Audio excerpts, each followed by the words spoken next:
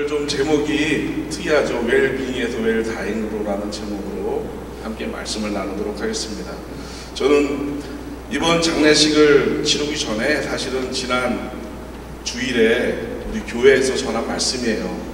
그래서 추석을 맞이해서 많은 사람들이 고향에 돌아가고 또 산소도 찾아가고 그러니까 죽음에 대해서 좀 한번 생각해보자 하는 말씀으로 전했는데, 추석 연휴 마지막에 우리 한국 시간으로 토요일에 아버님이 돌아가셨다는 말씀을 듣고 참 말씀대로 이렇게 더 적용되는구나 하는 생각하고, 또 아버님의 돌아가시는 모습을 또 우리 어머니가 말씀해 주시고 가족이 말씀해 주시는 얘기를 듣고서 정말 아버지는 웰다잉 하셨구나, 아멘, 그런 생각을 해봤습니다. 사실 가족이나 가까운 지인들이 죽게 되면 많은 것을 생각하게 되죠. 그 중에 하나가 언젠가 나도 가야 한다, 그런 생각을 해봅니다. 성경은 우리에게 분명히 말씀하고 있습니다. 한 번 죽는 것은 사람에게 정해진 것이요 그 후에는 심판이 있으리니. 히브리서 9장 27절에 나와 있는 말씀 우리 잘 알고 있죠. 여기 계신 모든 분들 다 죽죠. 다 죽습니다. 어린 아이들까지도. 우리 모두는 어떤 면에서 시한부 인생을 산다고 그렇게 생각을 합니다. 그 죽음을 피할 자는 아무도 없습니다. 그런데 나와는 아무 상관없는 것 같이 착각하며 삽니다. 사실 동양적 사고는 죽음을 좀 터부시하거든요. 그래서 이 공동묘지 같은 거 이렇게 보면 무서워하고 두려워하고 그런데, 제가 미국을 많이 오보진 않았지만 와보면 공동묘지가 참 아름다운 것 같아요. 제가 10여 년 전에 미국에 왔을 때 LA를 갔는데 한 지인이 좋은 데 보여주러 간다고 그래서 갔더니 그 LA에 그 메모리얼 파크를 갔는데 그게 세계에서 제일 큰 그림이 있더라고요. 그 전시하는 곳도 가고 그 지역을 이렇게 차를 타면서 이렇게 돌아다니면서 조각품도 있고 그래서 그게도 무덤 옆에서 사진도 찍고 그랬던 경험이 있습니다. 그래서 참 여기는 다르다, 우리랑 좀 문화가 다르구나, 이런 생각을 했는데, 이번에 제가 한국 장례만 생각하고 이제 왔다가 이번 미국 장례 예식을 하는 걸 이렇게 보면서 이게 참 감사하고, 제목부터가 천국 환송 예배 이렇게 해가지고 하니까 참 감동스럽고 은혜가 되고 그랬습니다. 사실 중요한 것은 우리가 죽음을 어떻게 인식하든지 간에 죽음의 문제는 피할 수 없는 문제라는 사실입니다. 많은 사람들이요, 아까도 말씀드린 것처럼 이 시간 살면서 잘 살려고 그래요. 그래서 잘 먹고 잘 입고, 어떻게 하면 잘 먹을 수 있을까, 어떻게 하면 잘 입을 수 있을까. 우리 한동안 우리 한국에서 유행했던 말이 제목처럼 웰비잉입니다. 웰비잉. 그래서 어떻게 하면 잘 먹고 잘 살기 위한, 그래서 그것을 위해서 지불합니다. 엄청난 대가를 지불합니다. 자기의 육신의 건강을 위해서, 행복한 삶을 위해서 음식도 조절하고 열심히 운동도 하고 그렇습니다. 여러분, 그런데 저는 초대교회 교인들을 좀 생각해 봤어요. 과연 초대교회 교인들이 잘 살았습니까? 잘못 살았습니까? 그들의 삶이 웰비잉일까요? 아닐까요? 육신적으로 봤을 때는요, 잘 산 게 하나도 없어요. 매일 도망다니다가 땅굴 속에 숨고 무덤 속에 숨고 잘 먹지도 못하고 입지도 못하고 언제 죽을지 모르는 그런 상황 속에서, 실제적으로 죽음을 각오하면서 하루하루 연명해 나가는 삶이 바로 초대교인의 삶이었습니다. 그런데 그들의 삶을 잘못 살았다고 우리는 평가하지 않습니다. 그러니까 우리는 너무나도 육적인 웰빙을 추구하다 보니까 영적인 웰빙에 대해서 생각하지 못하는 것 같아요. 저는 우리 모두 영적인 웰빙을 추구하는 자 되기를 간절히 바랍니다. 할렐루야. 저는 저희 아버지가 영적 웰빙을 살았던 분이라고 저는 믿습니다. 사실 얘기를 들어보니까 한국에 와서 더 확실히 알았는데, 그렇게 쓰러지셔가지고 수년 동안 병원을 오가시면서 요양원도 계시고 집에도 계시고 이렇게 하시면서도 그 병원에 계실 때 빼놓고 2년 동안 개근하셨대요. 저는 깜짝 놀랐습니다. 아, 아버지가 2년 동안 개근하셨어? 그렇게 몸도 못 가시는 분이? 이런 생각을 해보게 된 거예요. 저는 여러분이 육적 웰빙은 뭐 다 아니까 뭐 설명할 것도 아니고 제 전문가도 아니지만 우리가 영적 웰빙을 살아야 되는데 한번 체크리스트를 한번 체크해봐면 좋을 것 같아요. 첫 번째는 다른 거 없어요. 예배 잘하는가, 예배. 정말 예배가 즐거운가? 교회 남아서 예배하고 싶은가? 이것 하나 가지고 우리가 체크를 할 수 있습니다. 그러니까 저희 아버지가 영적 웰빙을 살았죠. 그리고 무시로 기도하는가? 형님이 병원에서 입원해서 언제 돌아가실지 모르는 그런 상황 속에서 아버지께서 혼수가 왔다, 언제 돌아갈지 모른다, 준비해야 될 것 같다, 이런 상황 속에서 기도하는 거를 찍어서 보냈어요. 카톡으로 짧게.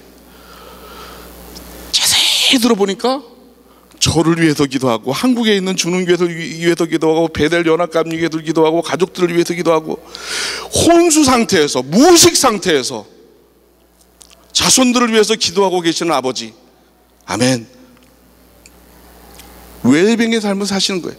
어떤 영적 웰빙 사는 거예요. 아멘. 말씀, 지난번 영상에도 보신 것처럼 아버지 말씀, 항상 식탁에는 이만한 성경책 한 장 펴놓으시고, 제가 한국에 와서 이렇게 때 많이 사진을 찍어갔어요. 항상 보면 그 시간만 되면 꼭 성경 말씀 보시고 쓰시고, 노트를 이렇게 보니까 주일날 와서 목사님께서 설교하신 말씀 그 90이 넘으신 분이 1, 2, 3, 4 이렇게 써놓으셨어. 항상 말씀을 사모하고 말씀을 가까이 사는 영적인 양식을 섭취하는 아버지, 자랑스럽습니다.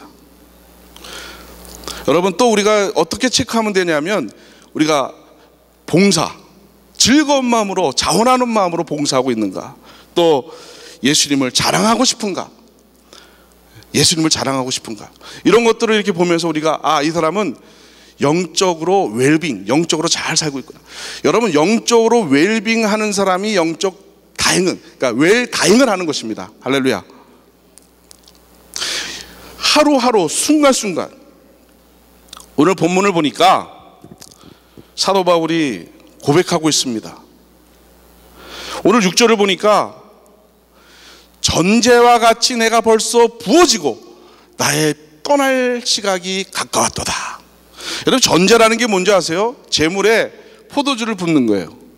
포도주를 붓고 부어서 드리는 제사가 바로 전제인데, 이 전제와 같다. 내가 지금 다시 말하면 자신의 몸을 주님의 제단에 드릴 순교의 시간이 가까웠다. 내가 지금 순교할 날이 가까웠다라고 지금 고백하고 있습니다. 그리고 당당하게 그 죽음 앞에서 7절, 8절 선포하고 있는 거예요.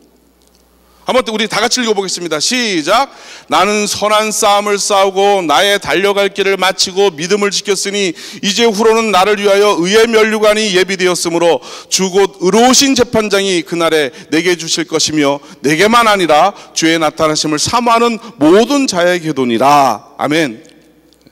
어떻게 사도 바울은 죽음 앞에서 의의 면류관을 바라보면서 당당하게 죽음을 맞이할 수 있었나?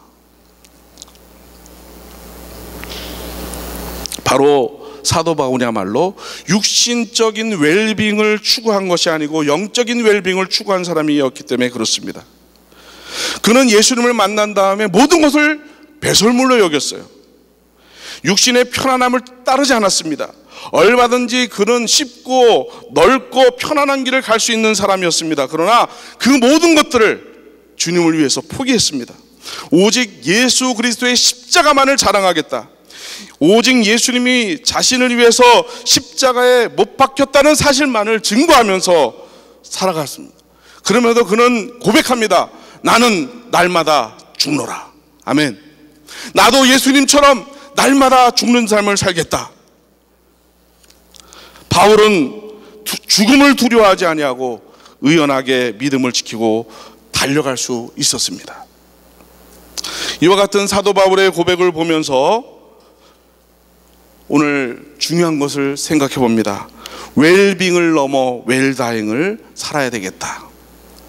우리가 잘 산다는 것은 곧 잘 죽는 것을 의미하는 것입니다. 죽음의 순간 후회하는 인생이 얼마나 많은지 몰라요. 죽기 싫어가지고 몸부림치는 인생이 얼마나 많은지 모릅니다. 그런 삶을 사는 사람들을 볼 때마다 웰빙의 삶이 아니었다는 것을 알 수 있습니다. 우리가 죽음 앞에 직면했을 때 그 죽음을 기쁨으로 맞이할 수 있는 웰다잉이 진정한 인생의 승리고 멋진 마무리임을 믿습니다. 그러므로 우리는 잘 살기 위해서는 잘 죽는 방법도 우리가 알아야 합니다. 웰다잉을 넘어서 웰빙을 넘어서 웰다잉의 삶을 과연 우리는 어떻게 살 수 있을까? 첫 번째로 자기 정체성이 있어야 돼요. 내가 누구인가? 과연 내가 누구인가를 알아야 됩니다. 내가 누구인가에 대해서 말할 수 있는 사람, 자기 정체성이 확실한 사람, 이런 사람이 돼야 됩니다. 여러분, 우리 모두 죄인이잖아요. 죄인인 인간은 스스로 힘으로 내가 누구인가를 깨달을 수가 없어요. 뭐 철학이나 지식이나 과학이나 그 어떤 것으로도 답을 찾을 수 없습니다. 오직 한 가지 방법은 나를 창조하신 하나님과의 관계 속에서만 알 수가 있습니다. 여러분, 그가 아무리 똑똑해도 살아계신 하나님을 만나지 못하면 그의 수고와 노력과 그의 어떤 것도 자신이 누구인지를 확실히 알 수 있는 방법이 없어요. 하나님을 만나지 못하면 스스로를 진화의 산물로 생각합니다. 자신의 존재 가치를 깨닫지 못합니다. 약육강식의 논리에 사로잡혀서 어떻게 끊임없이 갈등하고 투쟁의 삶을 살 수밖에 없습니다. 소유의 가치에 집착해가지고 이기적인 삶을 살 수밖에 없습니다. 운명의 노예가 되어가지고 불행을 따라 삽니다. 그러나 그 하나님을 만나면 하나님과의 관계, 다시 말하면 하나님의 섭리와 계획 속에서 내가 존재한다는 사실을 깨닫습니다.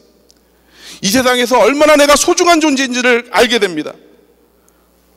하나님 앞에 내가 얼마나 사랑받는 자인지를 깨닫게 됩니다. 그 누구와도 비교할 수 없는 소중한 자임을 깨닫게 됩니다.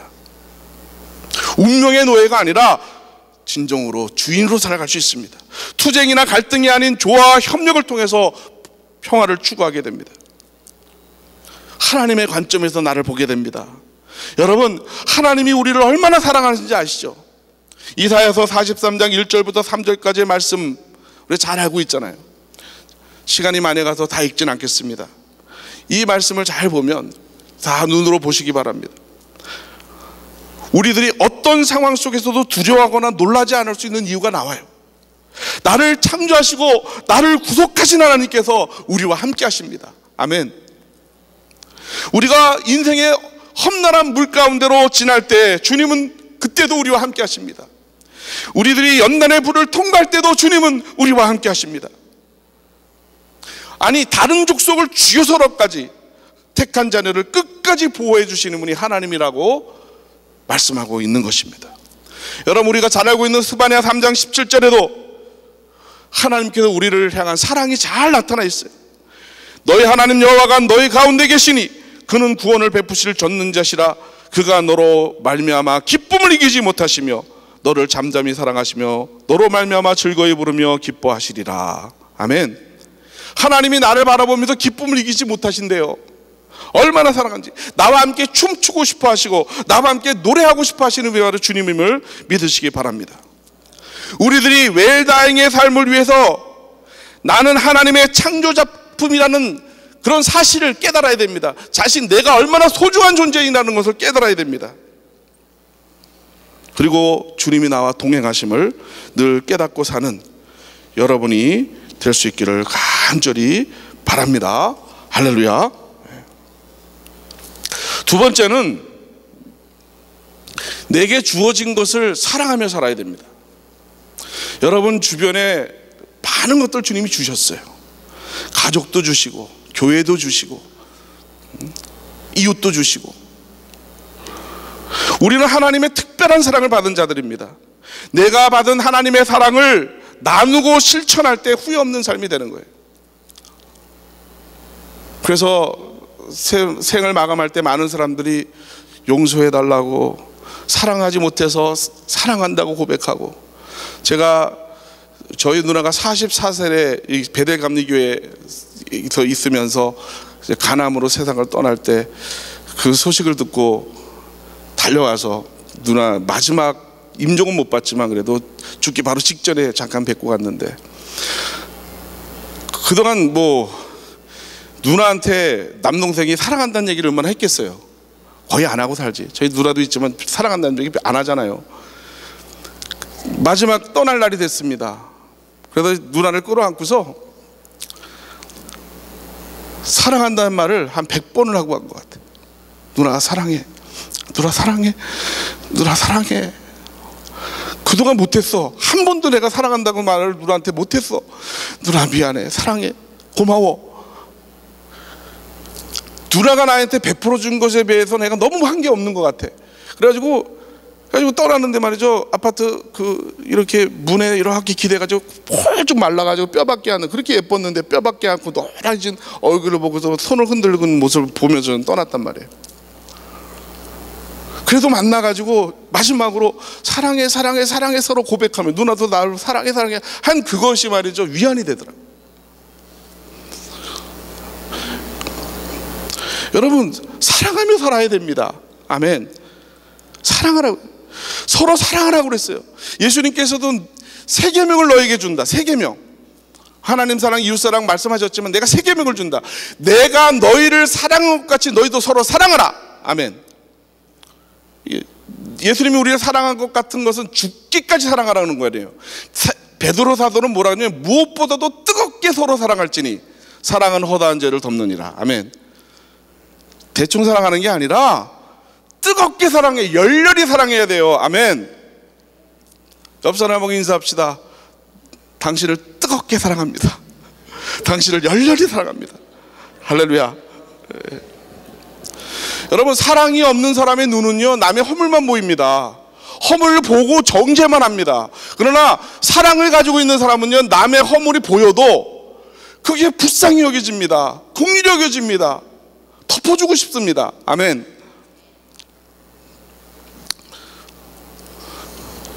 이제 우리 모두 사랑하며 삽시다. 할렐루야. 네, 사랑하며 살기를 원합니다.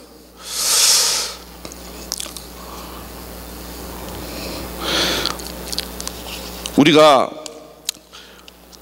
특별히 의미 있게 살아갈 수 있는 그런 방법은 다른 게 아닙니다. 내가 받은 사랑만큼, 주님께서 내게 주신 사랑만큼 사랑하며 살면 되는 거예요. 그리고 주님의 그 십자가 사랑을 실천하며 사는 거예요. 그리고 또 하나는 소망을 가지고 사는 거예요. 할렐루야.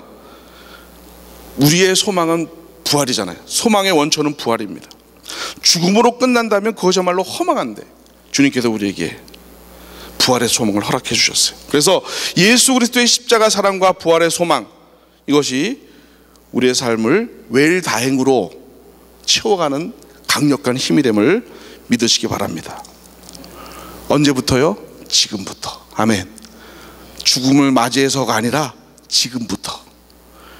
내 힘으로, 내 능력이 아니라 십자가의 사랑과 부활의 소망으로 새롭게 시작할 수 있기를 바랍니다. 더 늦기 전에 당장 하시기 바랍니다. 그것이 바로 웰다잉의 삶입니다. 마지막으로 내게 주신 사명을 이루어 가야 합니다. 아무리 열심히 살았는데, 열심히 살았어요. 달려갈 길 다 달려갔어요. 열심히 노력하고 열심히 돈 벌고 열심히 달려갔어요. 자기가 하고 싶은 거 하지도 않고 열심히 인생을 살았어요. 그런데 헛된 삶을 살았어. 그만큼 허망한 것이 어디 있습니까? 우리는 눈에 보이는 표대가 아니라, 잠시 있다가 없어지는, 사라지는 표대가 아니라 영원히 흔들리지 않는 믿음의 표대가 있어야 될 줄로 믿습니다. 그분이 바로 예수 그리스도이십니다. 우리는 항상 믿음의 주요, 온전케 하시는 예수 그리스도를 바라보는 삶이 되어야 될 줄로 믿습니다. 우리의 신앙의 표대가 정해진 거 아니에요. 예수 그리스도의 온유와 겸손함과 사랑을 배워서 주님을 닮아가는 삶을 사는 것이 우리 인생의 목표가 되어야 될 줄로 믿습니다. 그래서 사도 바울은요 그렇게 살았어요. 그렇게 살았어요. 그래서 사도행전 20장 24절 보니까 내가 달려갈 길과 주 예수께 받은 사명 곧 하나님의 은혜의 복음을 증언하는 일을 마치려 하면은 나의 생명조차 조금도 귀한 것으로 여기지 아니하노라. 그는 복음을 전하기 위해서는 자기 생명을 걸고 복음을 전한 거예요. 오늘 말씀도 보니까 7절에 나는 선한 싸움을 싸우고 나의 달려갈 길을 마치고 믿음을 지켰으니, 그런 인생의 목숨 걸고 예수 그리스도 복음을 증언하면서 자기에게 주어진 목표를 향해서 쉬지 않고 달려갔습니다. 바울은 의의 면류관을 바라봅니다. 인생의 죽음 앞에서 믿음의 선한 싸움을 싸우고 믿음을 굳게 지킨 바울은 담대하게 앞을 향해서 전진해 나갈 수 있었어요. 사도 바울이야말로 정말 웰다잉의 삶을 산 사람이라고 생각합니다. 저는 이번에 와서 또 감사한 것은 저희 형님하고 형수님이 선교사로 결단을 하셨어요. 사실 제가 우리 집에 이제 구루터기거든요. 제가 처음으로 교회를 나갔어요. 그리고 이제 우리 가족들이 다 구원받고 이렇게 됐는데, 형님이 미국에 와서 믿음이 점점 잘하시면서 베델연합관님 통해서 믿음이 잘하시고 공부도 하시고 막 신학 공부도 하시고 막 그러시더니 갑자기 선교사가 되시겠다고. 그래서 이제 그래도 제가 이제 목사도 먼저 되고 막내지만 형보다 한참 어리지만 목사도 먼저 되고 믿음도 먼저 신앙생활도 먼저 하고 그래가지고 항상 믿음으로 앞서간다고 생각했어요. 그런데 선교사한테는 이제 명함을 못 내밀는 거예요. 목사도 그잖아요. 선교사님들은 생명 걸고 사역을 하는 분인데, 생명 걸고 지금 주의 일을 하는 감당하시는 분이라서 뭐 누가 그러더라고요. 하늘의 상급이 더 크다고. 그런데 선교사님으로 결단하신 거예요. 이제 인생을 다 살아서 은퇴할 나이인데, 이제 남은 인생 내 힘을 다할 때까지 오지에 가서 예수 그리스도의 복음을 증거하고 그 사람들을 사랑으로 품고 살겠다. 인생을 마지막을 그렇게 아름답게 정리하는 모습을 보면서 우리 정만호 장로님의 아들 정혜진 장로님과 형수님이구나. 아멘. 별로 아멘 안 하실 것 같아요. 여러분, 버킷리스트라는 거 아시죠?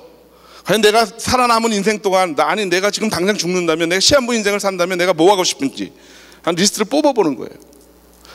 뭐 영화도 보고 싶고, 뭐 여행도 안 가본 나라도 가고 싶고, 뭐도 해보고 싶고, 할 게 정말 많은 것 같더라고요. 정말 많더라고요. 저도 해보고 싶고 정말 많아.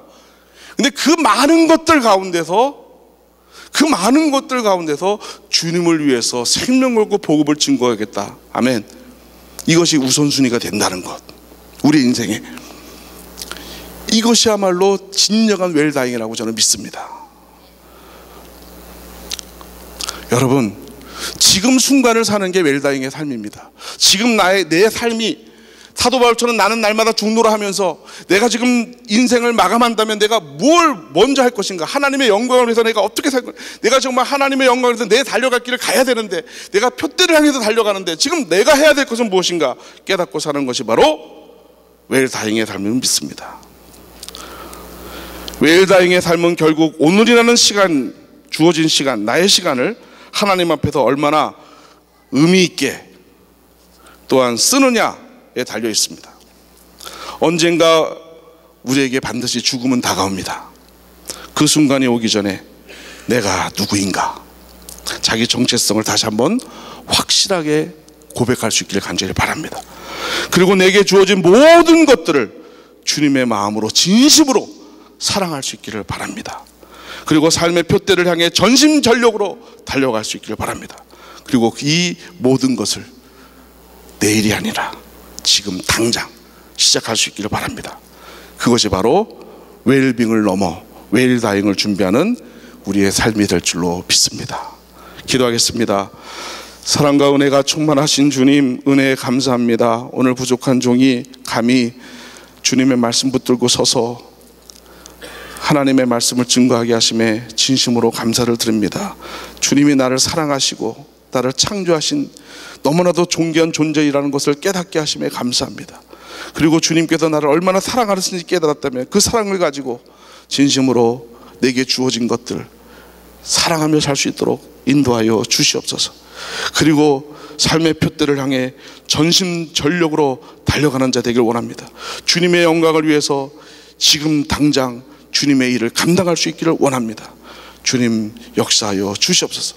그래서 사도 바울처럼 인생의 마지막에 나는 달려갈 길 다 달려갔다고, 의의 면류관이 내 앞에 예비되어 있다고 고백할 수 있는 신앙인이 되게 하여 주시옵소서. 예수님의 이름으로 기도드리옵나이다. 아멘.